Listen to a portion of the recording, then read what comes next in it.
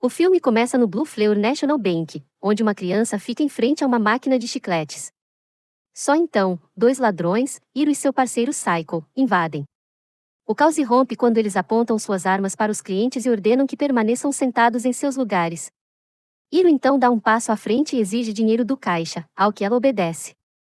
Enquanto tudo isso acontece, a criança na máquina de chicletes não demonstra medo e casualmente oferece doces para Psycho. Porém, ele aponta a arma para a criança e a cena termina abruptamente. A história então muda para uma cidade de samurais governada por um governador corrupto. Ele combinou criativamente elementos da sociedade japonesa moderna e pré-moderna com aspectos do velho oeste americano e criou uma cidade única, mas opressiva. Mulheres parecidas com geishas que usam roupas tradicionais japonesas, samurais e cowboys ocidentais continuam com suas rotinas diárias. É revelado que o governador mantém um grupo de netas adotivas que mantém como escravas sexuais. Vemos uma delas, Suzy, que tenta falar com os transeuntes sob o olhar atento de um guarda. Este guarda é o guarda-costas samurai mais leal do governador, Yasujiro. Ao entrar em uma das casas da geisha, Suzy apita e alerta as amigas. Só então, Bernice, outra neta do governador, chega com suas amigas Stella e Nancy. Suzy dá um sinal positivo e Bernice e suas amigas vão embora de carro. Eles expressam seu alívio por estarem livres do cativeiro. A cena então corta para Berenice acordando confusa e se lembrando da viagem de carro. Ela percebe que acabou em um lugar estranho, cheio principalmente de lixo e vários manequins. Ela então se lembra de ter visto uma placa e de ter encontrado algumas pessoas assustadoras durante a jornada. Berenice grita impotente por socorro, gritando que não quer ser presa novamente. Na cena seguinte, somos levados à cidade samurai, onde um festival está a todo vapor. As crianças brincam alegremente enquanto observam Hiro, que está amarrado e vigiado. Pouco depois, o governador aparece acompanhado de seus mais leais guarda-costas e de diversas mulheres vestidas de geishas. Hiro é então desamarrado e apresentado à sua frente. O governador elogia a sua bravura, referindo-se ao assalto a banco anterior, onde vários pais e crianças inocentes foram mortos. Ele então liberta Hiro, dá-lhe um macacão equipado com cargas explosivas e ordena que ele recupere sua neta fugitiva, Bernice. Enquanto Hiro veste o terno, o governador explica sua missão. Ele deve viajar para um assentamento devastado onde reside um grupo conhecido como Fantasmas. É revelado que fora da cidade samurai fica a Terra dos Fantasmas, um terreno baldio habitado por párias enlouquecidos e vítimas do ambiente irradiado.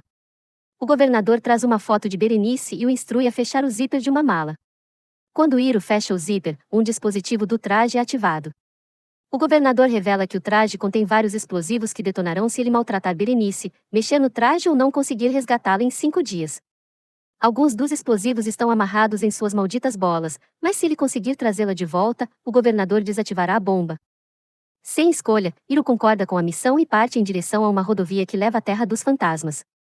Ele logo vê uma tabuleta, a mesma que Bernice e seus amigos tinham visto antes. Pouco depois, Hiro é parado por um ônibus misterioso e um grupo de mutantes vestidos com uniformes de prisão esfarrapados. O motorista, com o rosto gravemente queimado, cega-o com um flash de luz, fazendo-o bater em uma pedra. O impacto fere o braço de Hiro e ele eventualmente fica inconsciente. Em estado de sonho, ele se lembra de ter participado de um festival na cidade, onde viu Gamashini Kid e pessoas usando máscaras estranhas. Quando Hiro acorda, ele se encontra na Terra dos Fantasmas. Ele é capturado por um grupo conhecido como Hatsmen que limpa a área. Eles o amarram e o arrastam à força. Depois de um tempo, Hiro vê uma garota ferida, que também foi capturada, e pergunta se ela é Berenice. Ela responde firmemente com um não e revela que Berenice é sua amiga.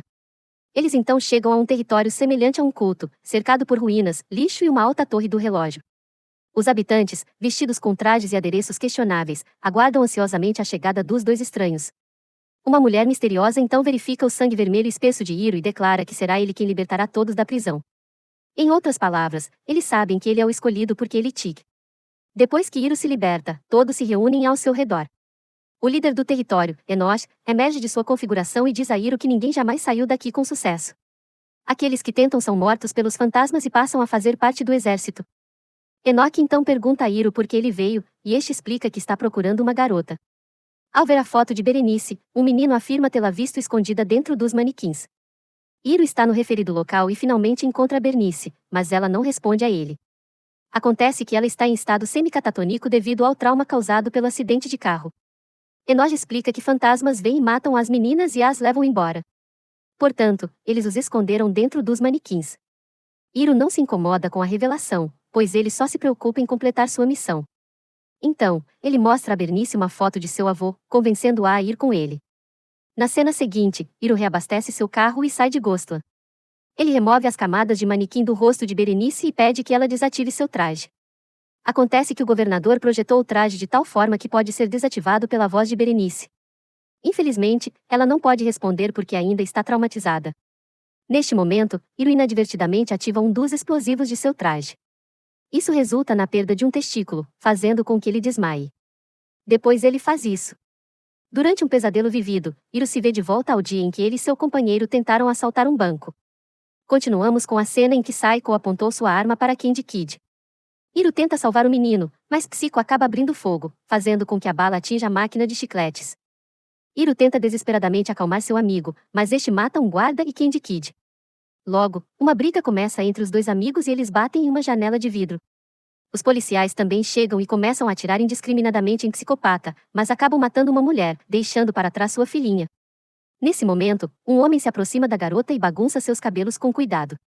De volta ao presente, Hiro percebe que Bernice é a mesma jovem cuja mãe foi morta no fogo cruzado. Acontece que foi o governador quem a adotou. Hiro então pede desculpas a Bernice pela perda e promete libertá-la da Terra dos Fantasmas. De repente, a fumaça começa a subir e fantasmas emergem dela. Esses homens mutantes parecem criaturas como zumbis sedentos por sangue humano. Eles começam a atacar Hiro e, durante o caos, outro explosivo em seu braço detona, deixando-o inconsciente.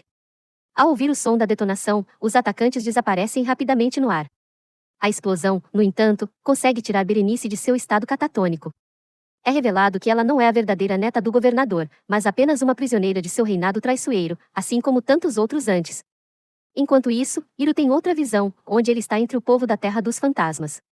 Uma mulher explica que a região já foi uma fábrica de produtos químicos, administrada pelo governador, onde eram testadas armas nucleares.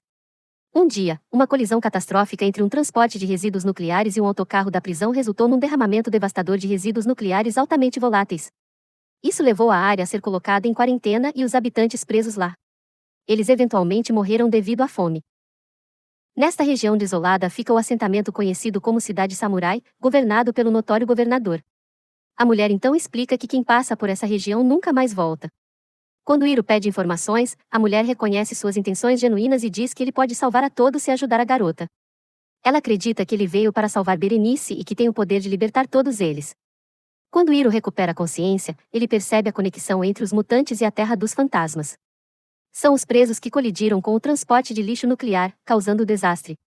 A torre do relógio e as ruínas que ele viu ao entrar pela primeira vez na Terra dos Fantasmas são restos da usina nuclear destruída, e os habitantes da área são os espíritos inquietos daqueles que morreram no evento catastrófico.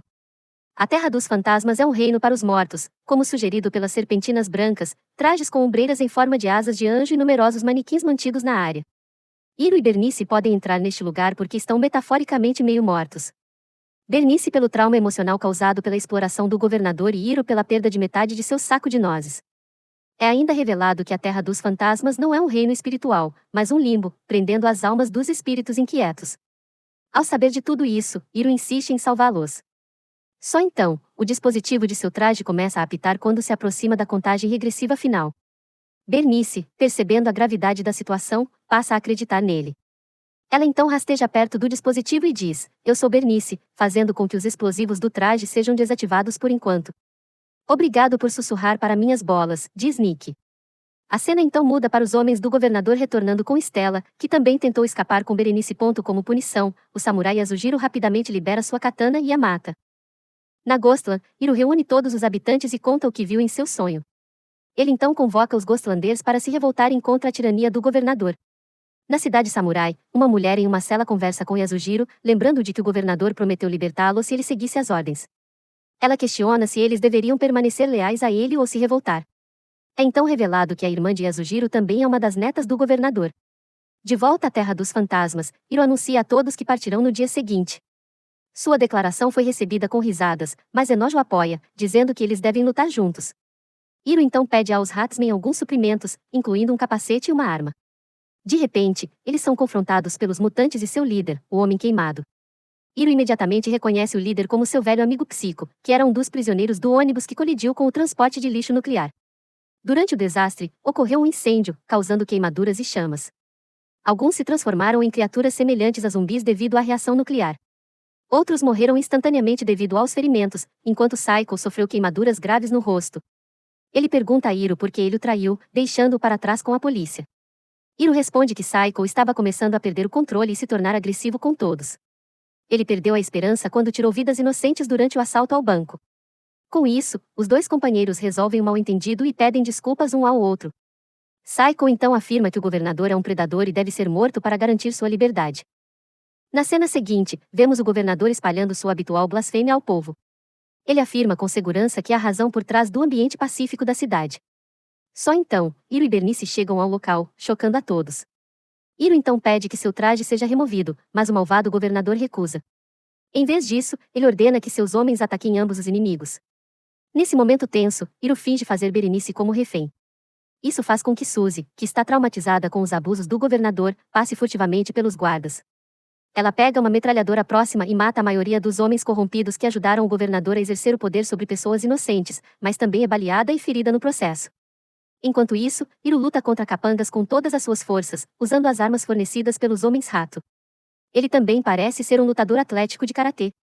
Existe algo que Nick Cage não pode fazer? Retórico. Bernice, por outro lado, carrega Suzy ferida e tenta levá-la para um local mais seguro. Eles são perseguidos pelos guardas, mas felizmente um samurai os salva. Depois que todos os guardas armados são mortos, ocorre um confronto final entre Hiro e Yasujiro. O samurai inicialmente domina Hiro, que apresenta vários ferimentos no corpo. Depois de um duelo implacável, os dois param momentaneamente e largam as armas, mas isso acaba sendo um truque de Yasujiro. Ele rapidamente recupera sua arma e tenta atacar Hiro. Porém, este último já antecipou o movimento, então pega uma katana do chão e mata Yasujiro.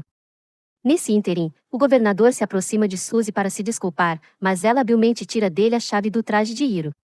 Quando ele retalia, Bernice se vinga atirando nele várias vezes, pondo fim ao seu governo tirânico. Hiro então pega a chave de Suzy e finalmente desbloqueia o dispositivo de seu traje, com o governador morto. Uma criança vestida de corvo retorna à Terra Fantasma para informar os habitantes. Eles ficam muito felizes com a notícia e afirmam que finalmente estão livres do tempo. A torre do relógio desaba e a cena de repente escurece. O filme então corta para Hiro, Bernice e Suzy, sentados em um ponto de ônibus na cidade samurai, enquanto o resto dos habitantes da cidade continuam com suas rotinas diárias.